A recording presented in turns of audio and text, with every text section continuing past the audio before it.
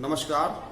चलते हैं आज एक नए टॉपिक पे जिसका नाम है जर्मनी और इटली का एकीकरण या जर्मनी और इटली का निर्माण। यहाँ पे एकीकरण और निर्माण दोनों एक ही शब्द है, क्योंकि एकीकरण को पहले आप समझ लीजिए क्या था यहाँ पर कि कई सारी रियासतों को मिलाकर एक रियासत को बनाया गया था, जिसको ही एकीकरण या निर्माण का रूप दिया गया था। ठीक है, तो होपफुली आपने मेरा लास्ट वीडियो देखा होगा, क्योंकि एक बार उसको देख लीजिएगा, नहीं तो ये वाला वीडियो आपको समझ में नहीं आएगा। एक्चुअली सारे वीडियोस एक दूसरे से लिंक्ड होते हैं। वहां पर वो वीडियो था क्रांतियों का युग। क्रांतियों के युग में आपने देखा था कि जो समाज में क्रांतियों के लिए जिम्मेदार लोग थे वो मध्यम वर्गीय थे, और चित्रकार, कलाकार, प्रोफेसर, टीचर, डॉक्टर, ये सब लोगों ने ही क्रांतियों के युग में सहयोग किया था और एक यूरोप को एक नई सोच, नई विचारधारा दी थी और उसका निर्माण भी किया था। अब आइए वापस आते हैं अपने इस टॉपिक पर, जर्मनी और इटली का निर्माण। देखिए क्या हुआ था उस समय। एक्चुअली लोग ये सोच रहे थे कि कैसे हमें समाज को बदलना है, समाज की सोच को बदलना है, कैसे राष्ट्रवाद की भावना को जागृत करना है, कैसे हमको विकास करना है। जब ये सोच सामने आने लगी तो धीरे धीरे कई चीजें सुलझने लगी थी और एक समग्र विकास की भावना का प्रचार प्रसार होने लगा था। यहाँ पे राष्ट्रवाद की भावना ने बहुत महत्वपूर्ण रोल निभाया था और उस समय लगभग सभी ये जान गए थे कि राष्ट्रवाद की भावना बहुत महत्वपूर्ण भावना है और यही भावना जो है समाज में परिवर्तन का कारण बनी हुई है। और यही भावना आगे चल के भी हमारे जो राजा थे तो उनका सहयोग करती, या जो प्रजा थी या जो मध्यम वर्ग था, जो क्रांतिकारी वर्ग था, उनका सहयोग करती। तो यहाँ पे दोनों ही सिमिलर टॉपिक पे चल रहे थे, राष्ट्रवाद की भावना के ऊपर। 1848 के बाद यूरोप में राष्ट्रवाद का जनतंत्र और क्रांति से अलगाव होने लगा था। राज्य की सत्ता को बढ़ाने और पूरे यूरोप पर प्रभुत्व हासिल करने के लिए रूढ़िवादियों ने राष्ट्रवादी भावनाओं का इस्तेमाल किया था। अब समझिएगा, यहाँ पे रूढ़िवादी और उदारवादी दो वर्ग हैं। दोनों वर्ग जो है चाहते, दोनों का काम एक ही है कि हमें पूरे यूरोप को एक करना और पूरे यूरोप पे अपना कब्जा करना। लेकिन वहां पे चीजें मध्यम अलग अलग है। क्यों? क्योंकि उदारवादी वर्ग में जो लोग थे वो हमारे डॉक्टर्स, इंजीनियर्स, लेखक, टीचर्स, ये लोग थे, अध्यापक, ये लोग थे जो कि बिना लड़ाई दंगे के केवल कलम की ताकत से और केवल विचारों का प्रचार प्रसार करके इस युद्ध को जीतना चाहते थे। और रूढ़िवादी जो थे वो, उनका नजरिया अलग था, उनका तरीका अलग था। वो चाहते थे कि हम जैसे पुरानी चीजें जीतते आए हैं, जैसे पहले काम करते आए हैं, वैसे अभी भी करते रहे। तो देखिए क्या होता है यहाँ पर। सबसे पहले हम चलते हैं जर्मनी के एकीकरण में। जर्मनी के एकीकरण में एक सबसे बड़ी चीज ये आई थी सामने कि सबसे इंपॉर्टेंट चीज थी कि जर्मनी जो था वो 300 रियासतों में बटा हुआ था। उन 300 रियासतों को एक करना था। उसके बाद दो विचारधारा के लोग थे, एक रूढ़िवादी थे, एक उदारवादी थे। उसके बाद जो जर्मनी का राजा था वो भी इतना समग्र था कि उसको हटा पाना इतना आसान काम नहीं था। और रियासतों में बदलाव करना या रियासतों की सीमाओं में बदलाव करना ये भी एक बहुत ही मुश्किल कार्य था। यहाँ पर क्या हुआ था कि लोगों ने धीरे धीरे करके पहले रूढ़िवादियों ने स्टेप उठाए, लड़ाइयां लड़ी, लेकिन उन लड़ाइयों को राजाओं ने और जो सेना थी उन्होंने दबा दिया। उसके बाद उदारवादियों ने अपनी विचारधारा का प्रचार प्रसार किया। उनके विचारधारा की प्रचार प्रसार से ही कहीं हद तक लोगों में बदलाव आया, लोगों की सोच बदली और उन्हें लगा कि नहीं, वास्तव में यहाँ पर क्या है, यहाँ पर हमको अपने समाज को बढ़ाना है, यहाँ पे हमें अपने देश का विकास करना है। और देश का विकास तभी संभव है जब पूरे देश की संस्कृति एक होगी, भाषा एक होगी, मुद्रा एक होगी। समझिएगा, यहाँ पे भाषा भले ही एक ना हो, लेकिन यहां तक है संस्कृति और मुद्रा दोनों तो एक होनी चाहिए, नहीं तो हम व्यापार करने में अक्षम रहेंगे। और अगर हमारा देश बटा रहेगा अलग अलग रियासतों में तो उसमें उस तरीके से बदलाव नहीं हो पाएंगे, उस तरीके से विकास नहीं हो पाएगा। क्या होता है कि जब हम अपनी चीजों को बढ़ाते हैं, जब हम धीरे धीरे अपनी चीजों को बढ़ाते हैं तो हमें लगता है कि पूरी दुनिया जो है वो धीरे धीरे हमारे हाथों में आ जाए, हम कैसे कैसे बढ़ते चले जाएं, कैसे कैसे और सारी चीजों को प्राप्त करते चले जाएं।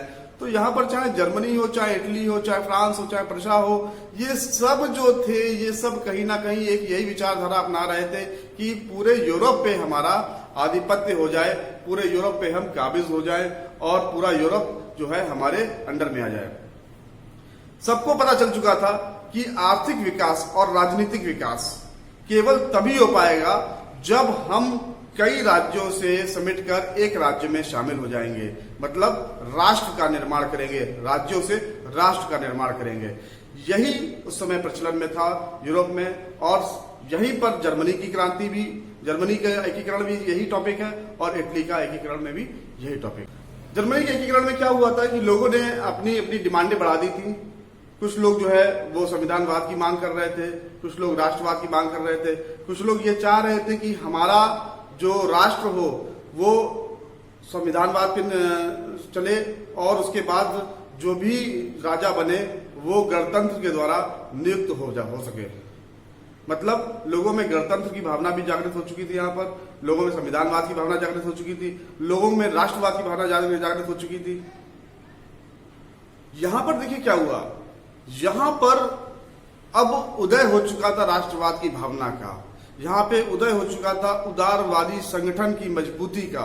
यहाँ पे जो उदारवादी संगठन था, चूंकि वो मध्यम वर्ग से लोगों से बना हुआ था, और मध्यम वर्ग की जनसंख्या हर जगह सबसे ज्यादा होती है, तो यही कारण था सत्ता में परिवर्तन का।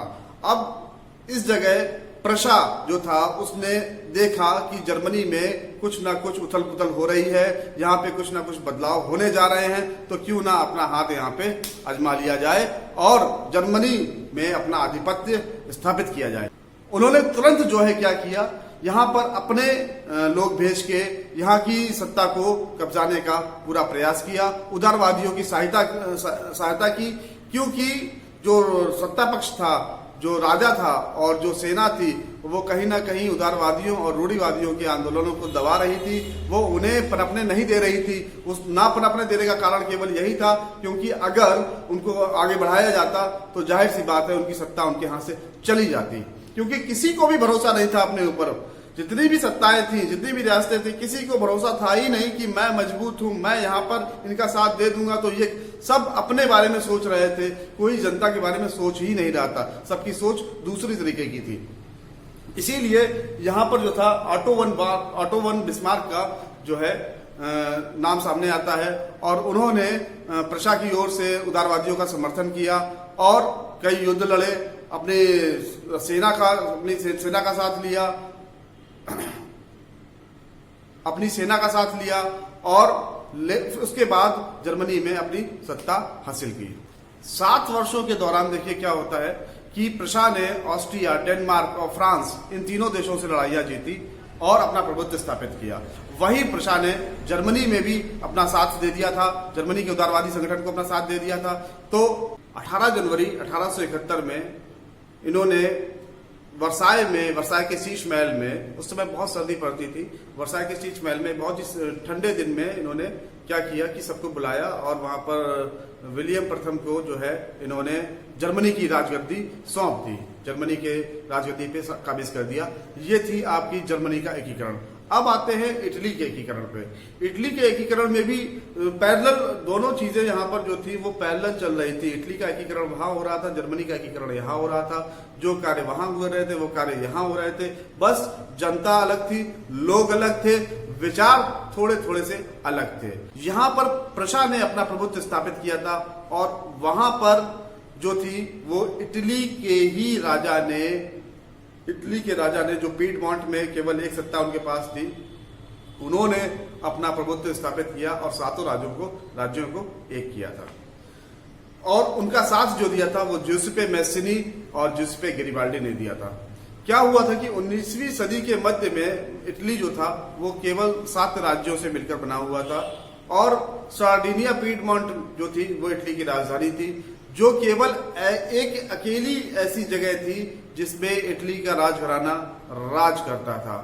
अब क्या हुआ था कि देखिए, इटली में सबसे बड़ी मुश्किल जो थी वो भाषा की थी, क्योंकि इटली के 7 राज्यों की भाषाएं अलग अलग थी, सबके कल्चर अलग अलग थे। इटली के उत्तरी छोर पर ऑस्ट्रियाई हैब्सबर्ग था, मध्य छोर पर जो मध्य भाग था उसमें पोप का कब्जा था, दक्षिण जो भाग था उसमें स्पेन के बूर्बो वंश का कब्जा था, इसीलिए यहाँ पर अलग अलग रियासतें थी और इन सब रियासतों को अलग अलग तरीके से हराना, क्योंकि सबकी कमजोरियां अलग अलग होती है। देखिए, पहले युद्ध जो लड़े जाते थे वो इस बात पे नहीं लड़े जाते थे कि आपकी ताकत कितनी है, आप कितने ताकतवर है, वो केवल इस बात पे लड़े जाते थे कि आपकी कमजोरी क्या है।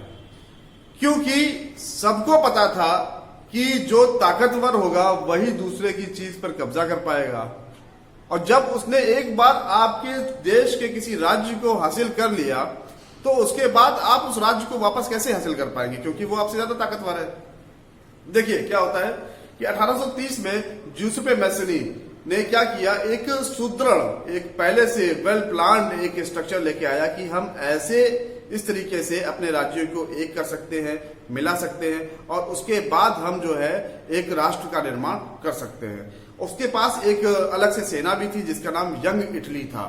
सेना कह सकते हैं या स्वयं सेवकों का एक समूह कह सकते हैं कि उसने एक स्वयं सेवक समूह बनाया था यंग इटली के नाम से, जो भी उसके पास था।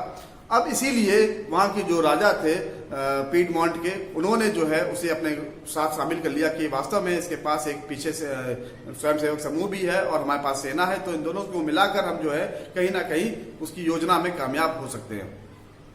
1831 से 1848 का जो युग था उसमें कई सारी क्रांतियां हुई इटली में, कई सारी क्रांतियां हुई थी, और वो क्रांतियां कहीं ना कहीं विफल होती गई क्योंकि वो रूढ़िवादी सोच पर थी या उदारवादी सोच पे भी थी, फिर भी सफल नहीं हो पाई।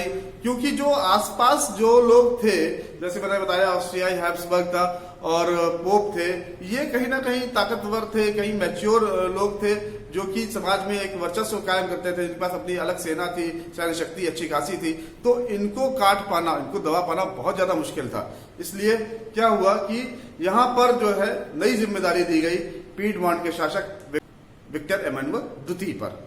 अब इन्होंने क्या किया, अब इनके ऊपर जिम्मेदारी आ गई कि आपको जो है वो इटली को एक बनाना है, इटली को एक राष्ट्र का दर्जा देना है। इटली सारे जितने राज्य हैं उनको एकीकृत करके आपको एक इटली का निर्माण करना है। तो क्या होता है कि ये जो चीजें थी ये इसलिए करी जा रही थी उस टाइम पर क्योंकि उस देश का एक परफेक्ट आर्थिक विकास हो सके और उस देश का एक राजनीतिक विकास भी अच्छी तरीके से हो सके। ये सबसे महत्वपूर्ण चीज थी। खैर, उसने जो है जूसेपे मैसनी को क्या साथ लिया और जो है धीरे धीरे करके अपनी कोशिशों को आयाम देना उसने शुरू किया। सन 1859 में जूसेपे गैरिबाल्डी एक व्यक्ति और आया जिसने सेना के साथ साथ, और जैसे इनके पास भी सेना थी और स्वयंसेवक समूह था, उसके पास भी सेना और स्वयंसेवक समूह था जो क्रांतिकारी टाइप का था और उसके पास हथियार भी थे। तो उसने भी आगे आके हिस्सा लिया और इस तरीके से उसने इमानुएल द्वितीय का साथ दिया और इमानुएल द्वितीय ने जो है अपने सातों राज्यों को एक कर लिया, उस पर काबिज हो गया और उसके बाद तो 1861 में वो वहां का राजा घोषित कर दिया गया। ये थी कहानी, आपको बता दें, इटली की। मतलब इटली और जर्मनी दो ऐसे राष्ट्र थे उस समय पर जो कि एकीकरण के धुरे पे चल रहे थे, इनका एकीकरण हो पाना बहुत मुश्किल था। इसीलिए इतिहास में इनका उदाहरण दिया जाता है क्योंकि इन्होंने विषम परिस्थितियों में रह के अपने देश को एक किया और एक सूत्र में बांधा, वहां की संस्कृति, वहां की भाषा को भी एक किया। इसके बाद बता दें आपको, मुद्रा और कला और संस्कृति, ये तीनों चीजें लगभग हर राज्य में इन्होंने एक करने का प्रयास किया और उसके बाद धीरे धीरे तेजी से विकास होना शुरू हो गया। तो ये था हमारा आज का टॉपिक, इटली और जर्मनी का एकीकरण। अब मिलते हैं नेक्स्ट टॉपिक में। धन्यवाद।